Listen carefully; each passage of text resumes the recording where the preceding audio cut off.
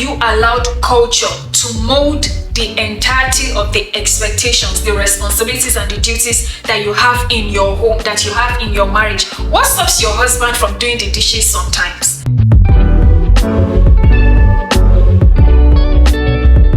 This is New Era Eniola. I'm going to be talking about how I reinvented myself in 6 months, 6-figure brand deals, aesthetics, my weight gain journey. As you can see, I've been adding good weight, okay? Intimacy, marriage, aesthetics, relocation, finance, traveling. We're going to be talking about all of that and how I've been able to go from where I used to be. If you watch my videos from 2021, 2022, you will know that we've come a long way to where I am currently at now. Now, September 23rd, 2024, we landed from Nigeria to Canada. And I just thought to myself, new country, new experience, it requires new habits, new Eniola, new authenticity, new originality, you evolving to become somebody that you've always wanted to be, regardless of people's perception or thoughts about you.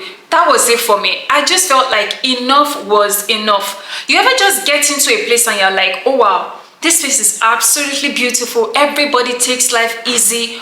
Why have I been on survival mode all this while? That has always been my thinking, and landing in September was what changed everything for me. And I'm going to take you guys through my entire journey of how I have evolved and where this channel is going to be going from now on. See, when I started my YouTube channel, I was in my mid to late 20s. Now I'm already 30. I'm telling you as it is. So what I used to like that time is obviously not what I like right now. And I just want to carry you guys on this journey with me as we also reinvent ourselves together. I've been on this journey for the past 6 months since I landed in Canada. And I dare to encourage you. I'm going to dare to encourage you that if you truly want what is best for yourself, you have to step out of your comfort zone. I'm not lying. You're not going to like the effort sometimes because it comes from a place of inconvenience. It is an uncomfortable feeling, but guess what? The outcomes are always really, really beautiful, and you would honestly end up building more confidence with yourself. A lot of self-worth is going to come into the picture. You're going to have a high sense of self-esteem, and people will know that you are somebody that should not be trifled with. I'm telling you. I want you to begin to think to yourself that there is a lot of value, a lot of money out there. What really stepped up my financial journey was going from that scarcity mindset to the mindset of this is the influencer space, this is the skincare space, beauty space, industry space. There is money to be made. I recently was on TikTok and somebody said the entire social media content creator industry is over $100 billion. And creators have not even begun to scratch that surface. You get, when I look at the amount of value that I pack into my content sometimes, I think to myself, oh my God, if someone were to employ me to work in an organization and to help them promote their products the way I do, how much would I want to start earning if I was working on a salary basis? And just really adjusting my thinking to see that there is money to be made out there. People are literally sitting in their houses looking at a laptop, learning courses online, whether it is tech, digital marketing, and they are making a lot of money. And you are still in your bedroom second guessing yourself, telling yourself that, oh, who is going to see you as valuable, or who is going to pay you what you deserve? I think for me, what really stepped up my entire financial journey from being at an office where I was barely making 57,000 naira in a civil service, I was tired, my skin was breaking out, to this version of myself that I am right now, apart from all the work that God has also done on my spirit man and on my mindset, was to actually begin to think that there is enough for everybody to go around. The fact that you are rich does not mean someone else is poor. The fact that you have money in your bank account, you are able to afford your needs, you are able to live well, does not mean somebody else does not have money. And that really started to bring a lot of things into perspective for me. The other thing that helped me to want to reinvent myself, and honestly, now that I'm on this journey, I love who I am becoming, is after landing here in Canada, I can dare to tell you guys now that, see, survival is only in Nigeria. A lot of people are just suffering in Nigeria. I have to put it as it is. Am I saying that, oh, when I was in Nigeria, me too, I was surviving and suffering and all of that? No. But I want to tell you that there are levels to this thing called comfort. There are levels to this thing called ease. There are levels to this thing called prosperity, to living a life where you can wake up in the morning and not have to worry if there's water running from your tap, if they're going to take light, if people are actually going to render the service that you have paid them to do. I remember when I was in Nigeria, I would honestly be waiting and looking at my phone like, okay, is my housekeeper going to come this morning because I already paid her for the month? She can decide to call in and say she's not coming. That doesn't happen in Canada. If you pay somebody for a service, they actually deliver. They have no choice. There are actually employee laws. There are actually labor laws. People are actually bound by contracts, NDAs. When I sign with brands, when I work with brands, and they see my address, they talk to me nicer, they treat me nicer in the emails, and I'm now sitting down and thinking, oh my God, the exposure that comes with actually leaving the shores of your country and daring to travel to a place like the UK, US, even if it's just Ghana or Abidjan or Rwanda or even Kenya, just leaving the shores of Nigeria and daring to experience a different kind of culture, a different kind of mindset, seeing how people take life with ease.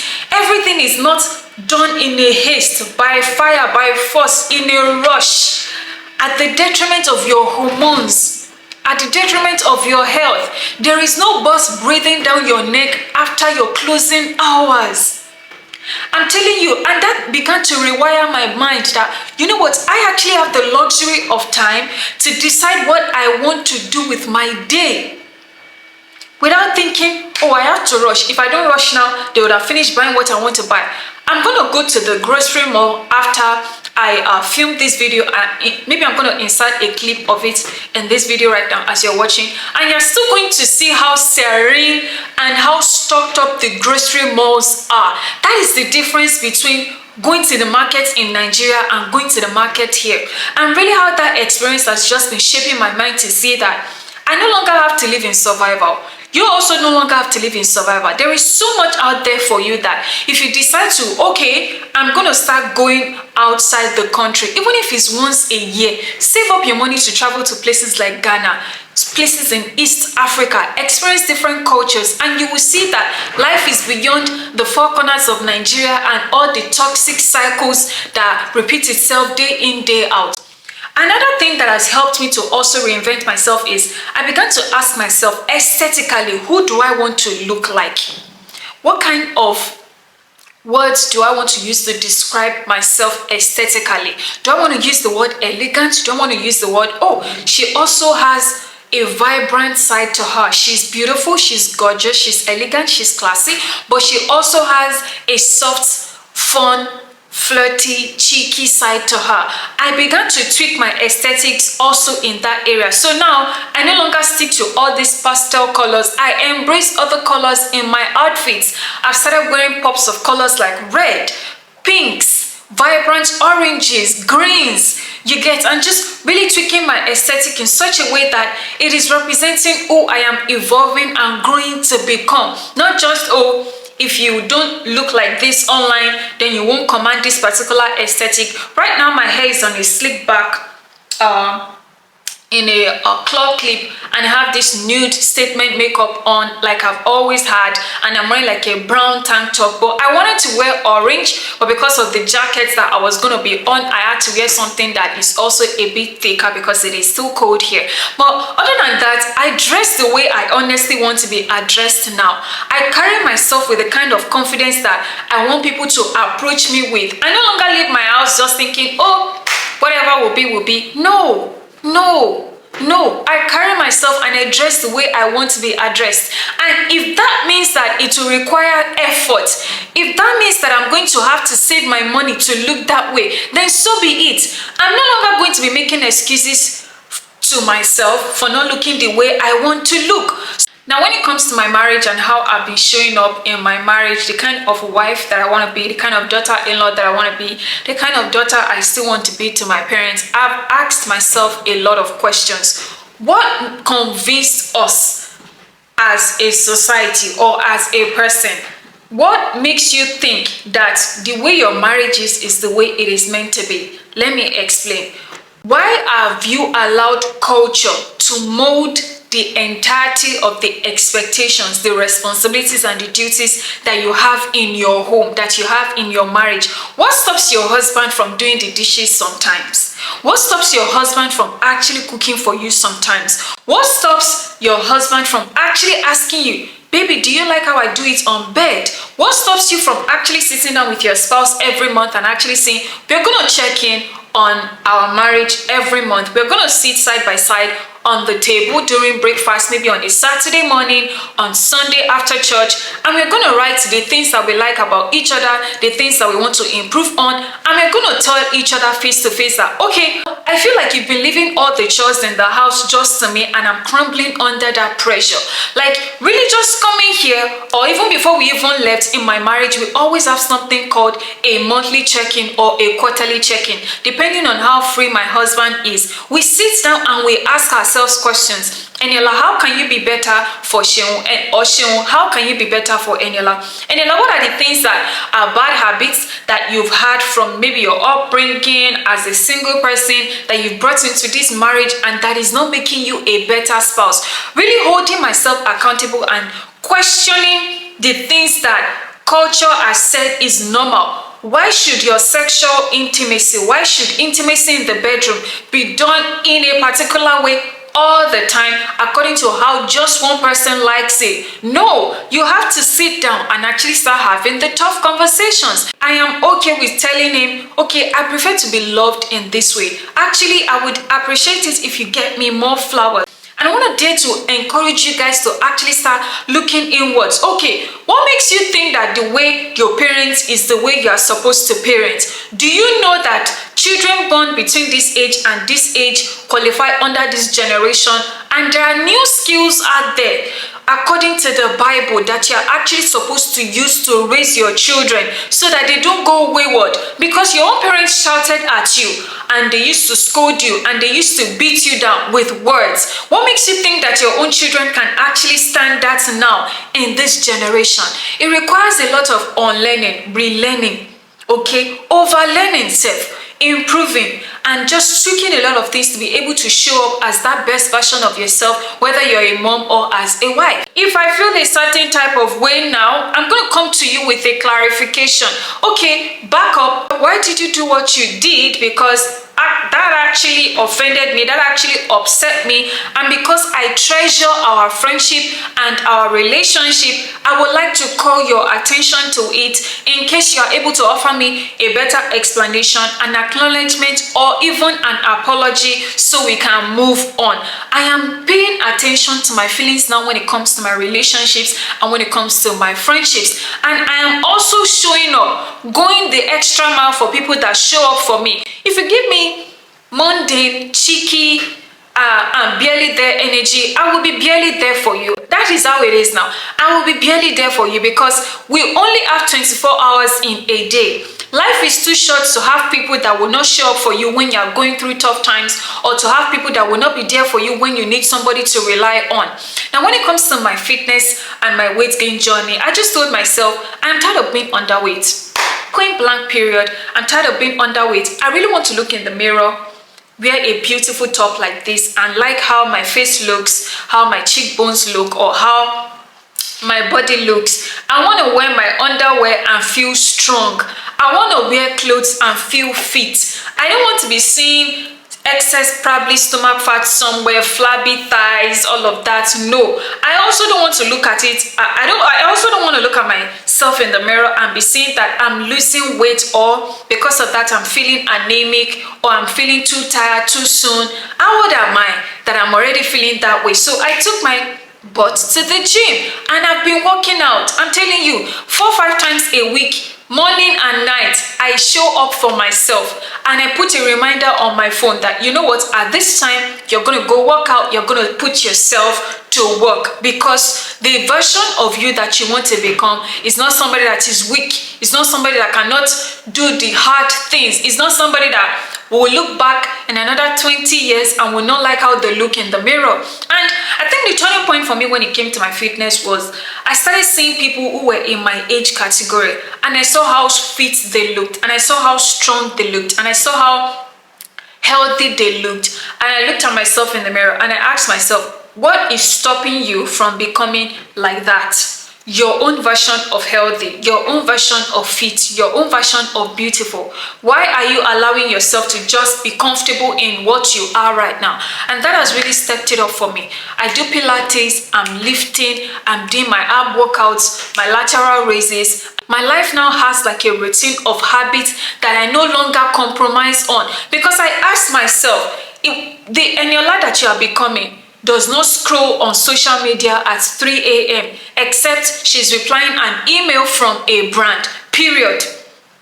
That's it. I ask myself questions now. When you get upset, or when you start shouting, or when you start getting angry for no reason, is that the new Eniola? No. The Eniola that we are now, she doesn't shout at people. She talks eloquently and she communicates her thoughts to people so they can respect her the same way she respects them.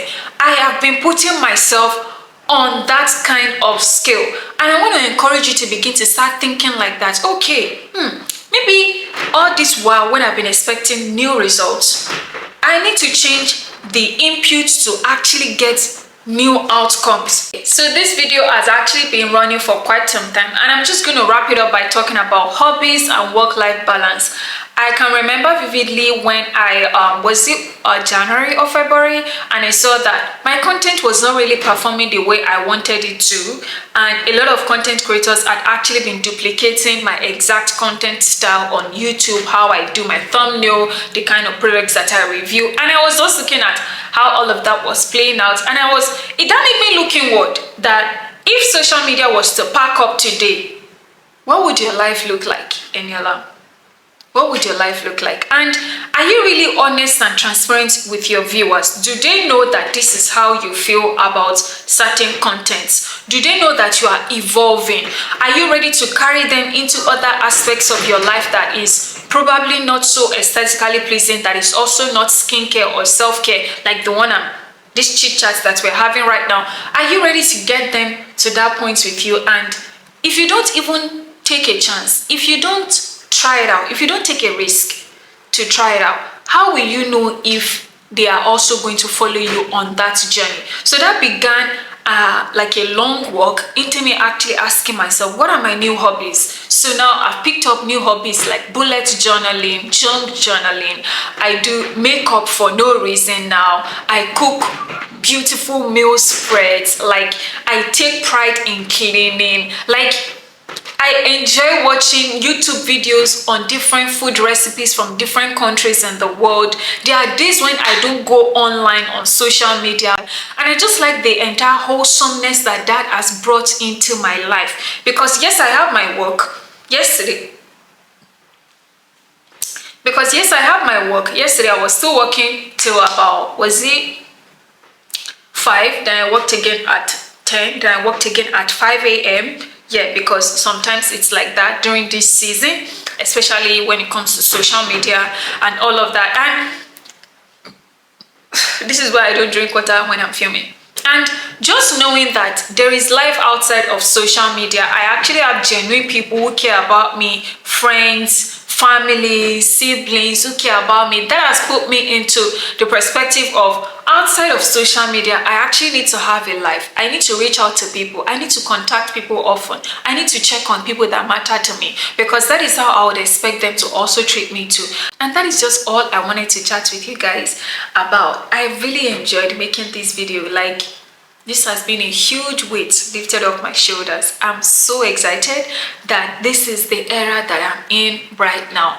And I really hope that you guys come on this journey with me and we rub minds together on the different aspects that I'm going to be covering as we embrace this beautiful, balanced, blessed life that we have. It's a beautiful life, it's a balanced life, it is a blessed life. And that means even though life will come and throw its twists and turns at us, we are still going to stay grounded, we are still going to look beautiful, we are still going to be classy, we are still going to take care of ourselves, and we are still going to have money in our bank accounts. All right. Thank you so much, guys, for watching. Let me know your thoughts in the comment section. I want to know what you guys are working on right now. How are you reinventing yourself right now? You know, this is the best time to reinvent yourself. We are about to wrap up a quarter, which is April, January, February, March, April. One quarter is going now. We are entering into a new season. Spring is starting. A new quarter is starting. This is the best time to reinvent yourself, to rebrand your identity, to tell yourself, you know what, I actually also want balance. I'm gonna do what I want to do, you get. And I want to know what you are thinking in the comment section. Let me know how you're showing up in your home as a wife, in your home as a mom, or even if you're single, how are you rebranding yourself this year? I want to thank you guys so much for watching this video to the very end. Thank you so much for watching. Do not forget to give me a huge thumbs up. Make sure you also share this video with your friends, and of course I'm going to see you in the very next one. Bye.